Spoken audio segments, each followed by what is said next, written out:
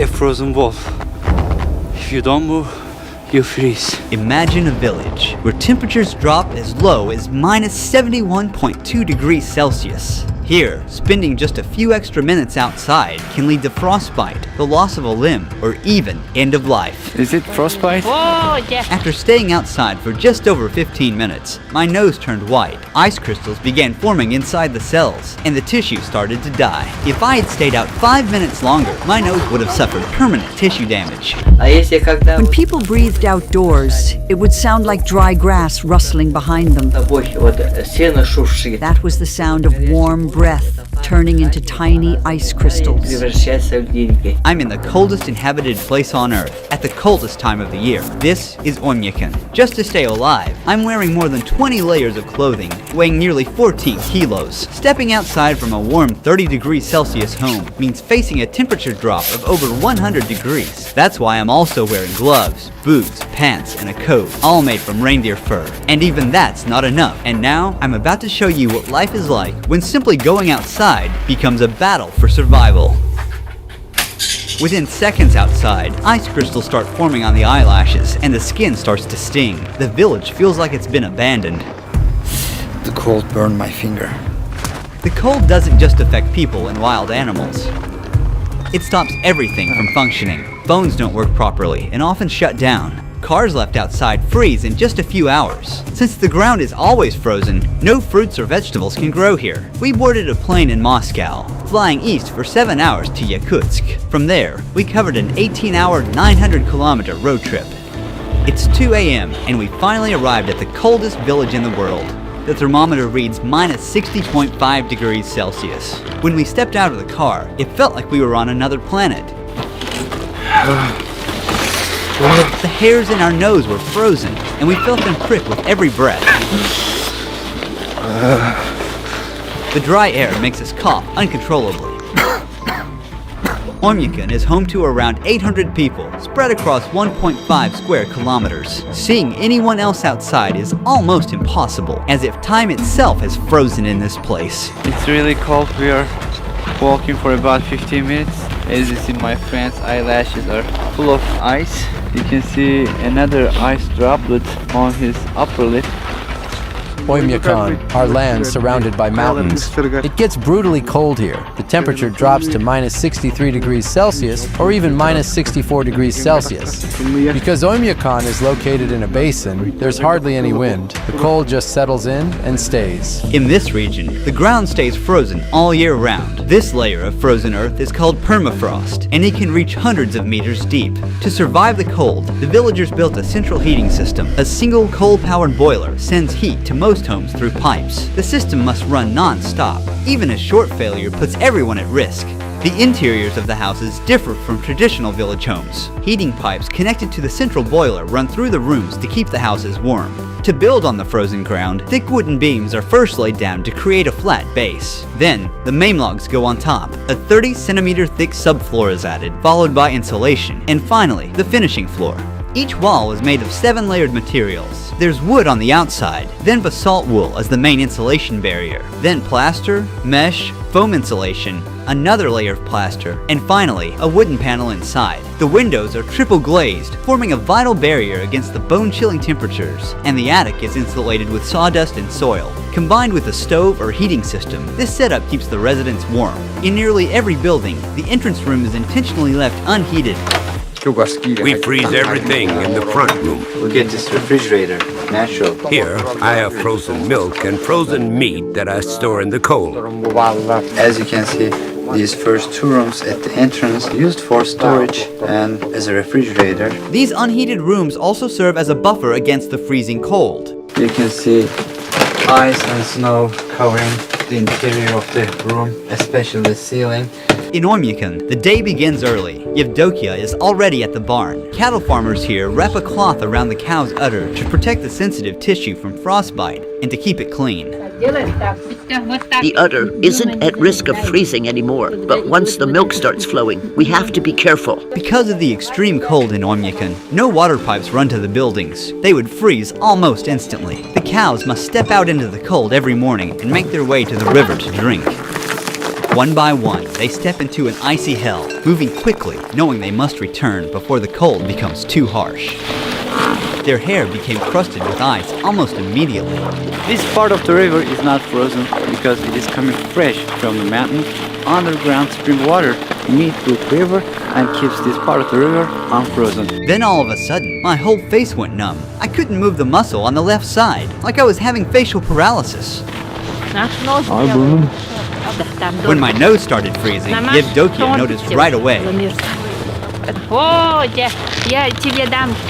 Is it frostbite? Yeah. The cold shrinks the blood vessels and eventually reduces blood circulation. Without enough warmth, water inside each cell freezes into ice crystals, causing the cells to rupture and triggering a stabbing pain and tissue to die. You should cover your face like this. While covering your face. Be careful, or it might turn black. From this point on, until the end of the documentary shoot, I won't be able to stay outside for more than 10 minutes at a time, or my already frostbitten nose could get even worse. But as the documentary progresses, and the temperatures drop even further, we'll be pushing our limits to show you what survival here truly demands. Here is the cure. This is aloe and just alcohol. You soak it like this and apply it to the area that's frozen. And don't rub it, okay? Otherwise, you'll damage the vessels in the capillaries, and it'll lead to sores. Then Yevdokia began her daily chores by hanging freshly washed clothes in the yard. Within just minutes, they completely froze solid. Her clothes are completely frozen. My hands are freezing.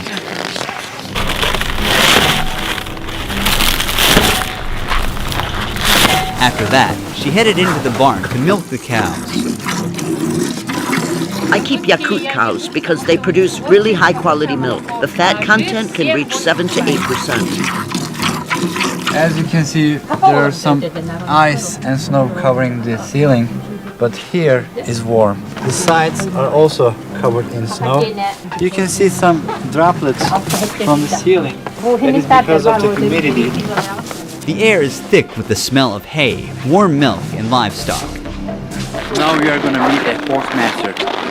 We're about to see the wild Yakutian horses in their natural habitat. Mikhail, Ruhi. here are the Yakut horses. The conditions here are so harsh that only they have been able to adapt. What is the temperature today? It's somewhere around minus 50 degrees Celsius here. It's also hard to be outside for a long time. We have a system of fences in the open area. They mostly graze freely.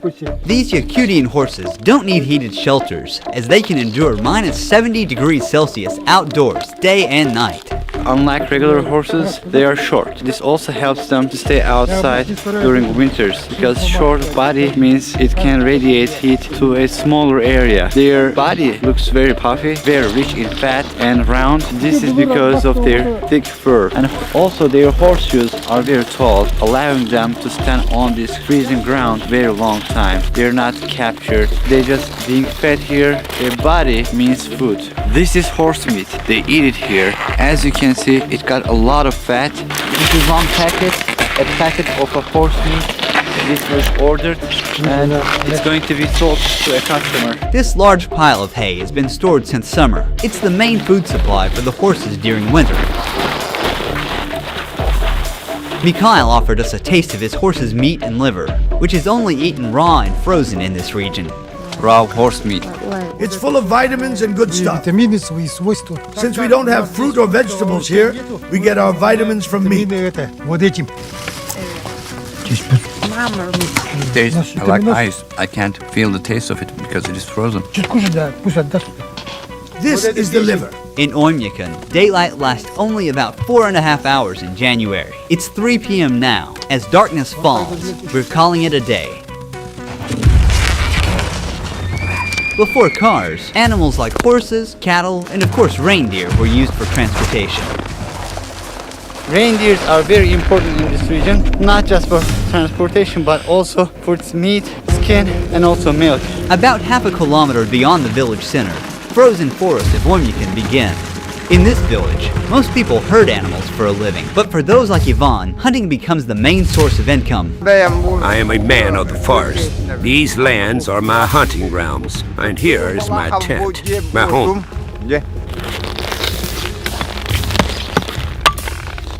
He's making fire now. We need this fire because it is too cold here.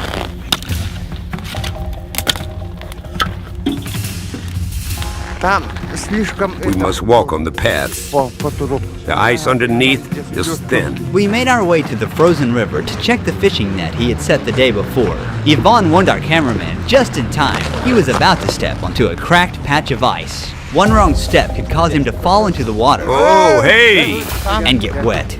In the winter, when it was just as cold, my dad was out riding his horse in the woods. He fell through the ice and started freezing right away. Realizing that there was no warm shelter nearby and no chance of rescue, he made the decision to shoot himself to avoid a slow, painful death. Oh, some weather special ones. It's already frozen. Our gear was already struggling to work in this temperature, and now this frozen lens is useless and we'll have to give up on it. To get the net, he's removing the ice from the hole using a small shovel. The fish remained alive for only a few seconds after touching the freezing air. Water was warm, but now on the surface, this fish is shocked. It's completely frozen. To make it easier to cut, he's warming the frozen fish by rubbing it with his hands. He's carefully slicing it into thin pieces. Frozen and raw wild fish. When it's frozen, you feel like you're just eating an ice. You should eat with salt. Fish are loaded with vitamins in the winter. Inside the tent, it's warm, but as you see, the outer part is completely frozen. He's feeding the fire and sharing some of the fish to nature. O Spirit of nature, accept our gift. Bless us with a successful hunt and grace us with the abundance of your land. According to his shamanic belief, he must keep the spirit of the hunt satisfied, or next hunt, he might come up empty. We're heading into the wilderness. Ivan wants to hunt something big. Looks like something's been through here. There are footprints and little patches of urine left behind. Look, roe deer tracks. We're getting close. Because I stayed out in the cold for more than 10 minutes, I've started to feel numbness in my nose again. I have to be more careful. I don't feel my nostrils.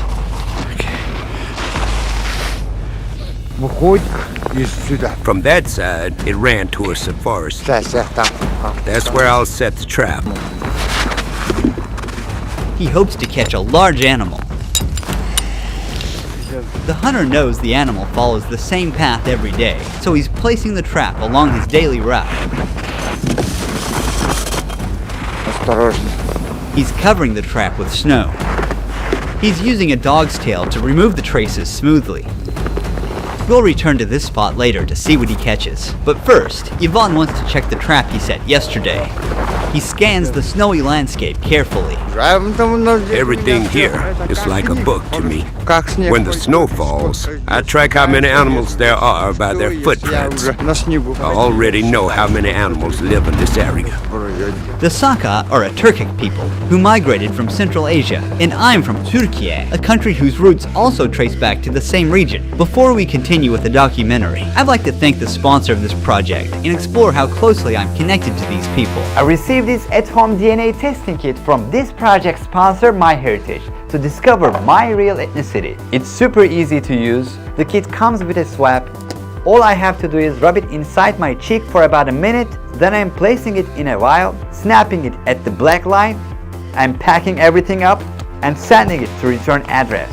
In about 4 weeks, my results will be ready online and I can't wait to learn my roots. Finally, the day has come. I got an email from MyHeritage. Let's see what my DNA says. To be perfectly honest with you, I have no idea what to expect. 47.3% Greek and Albanian. It's almost half. I always knew that my grandma was from Albania and now I have no doubt. Then there is 40.5% Turkish and 4.7% South Italy. My roots stretch all the way to Central Asia, it is 3.4%.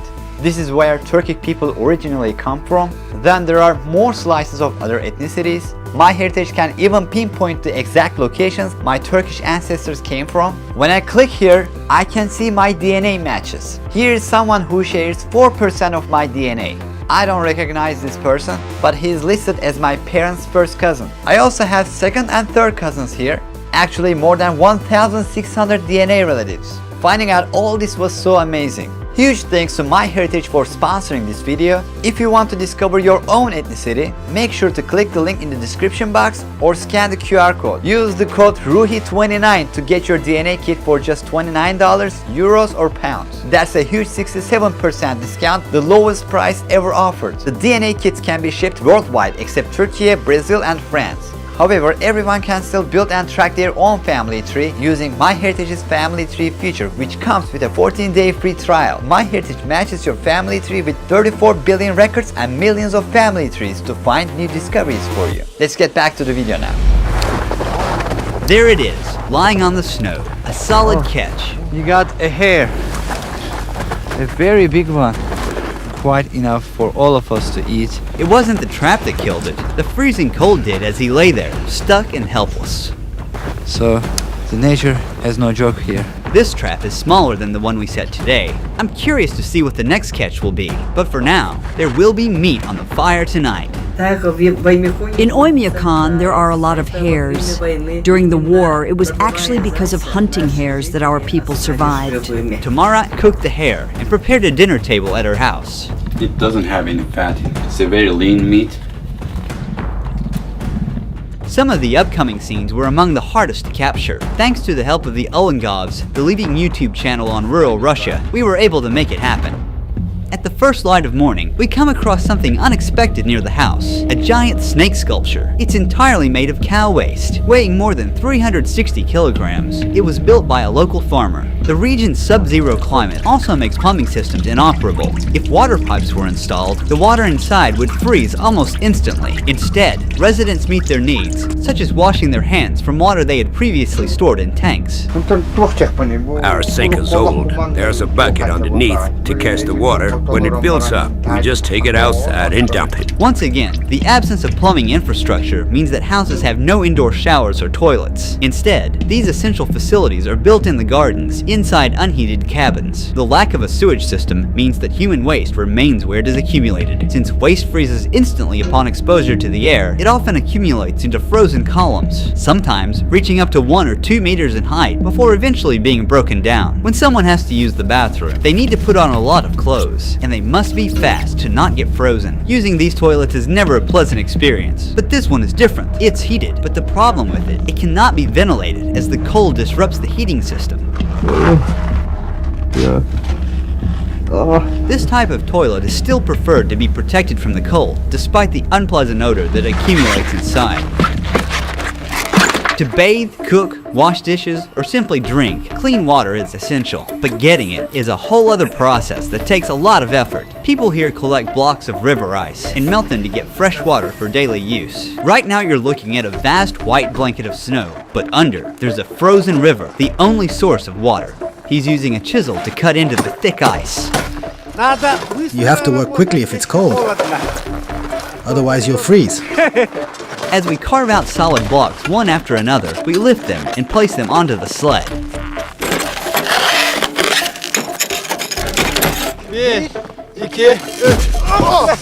Yeah. We've loaded as many ice blocks as a sled can carry.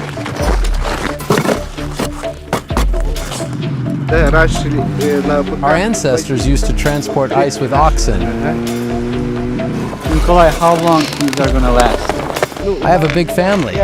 It'll last us 2, maybe 3 weeks. These huge blocks are kept either in the cold room inside the house or just outside in the backyard. They put them in a barrel and let them melt, and then they drink it. The ice blocks we collected together will not only be used in his own home, but also shared with neighbors so they can use the clean water to bathe. In this village, a bathing routine doesn't start with turning on a tap, but with chopping wood.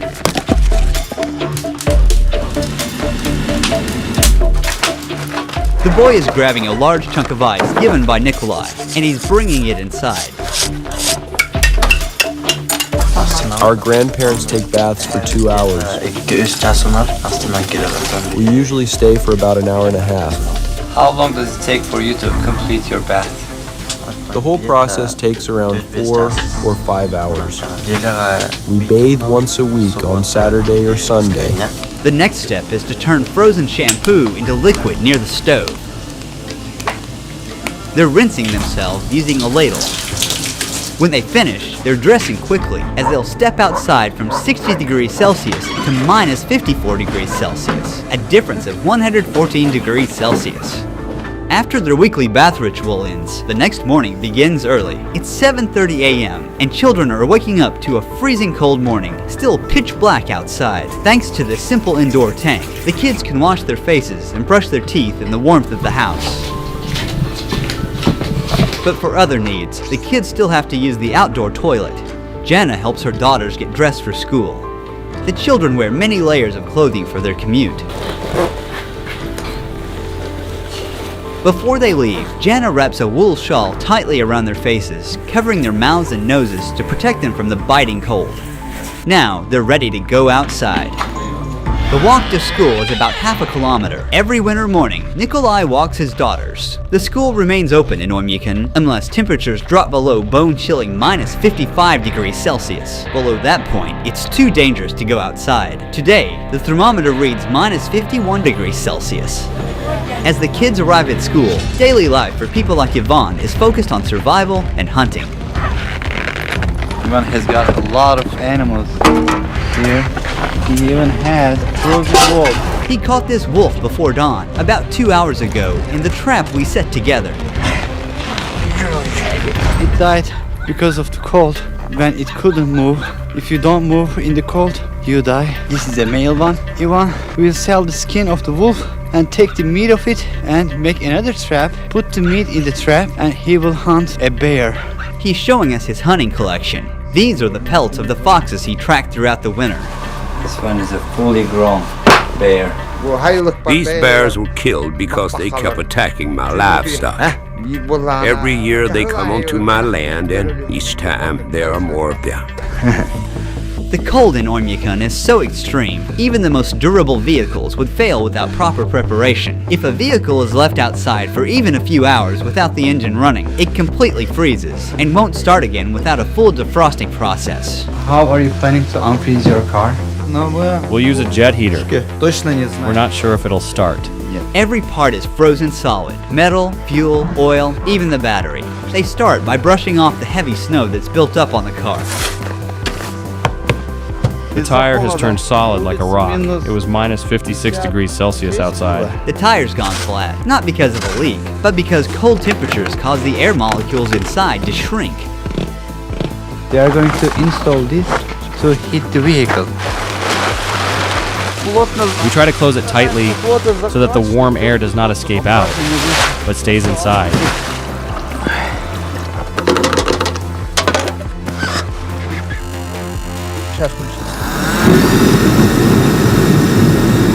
And take this one. It's too cold outside.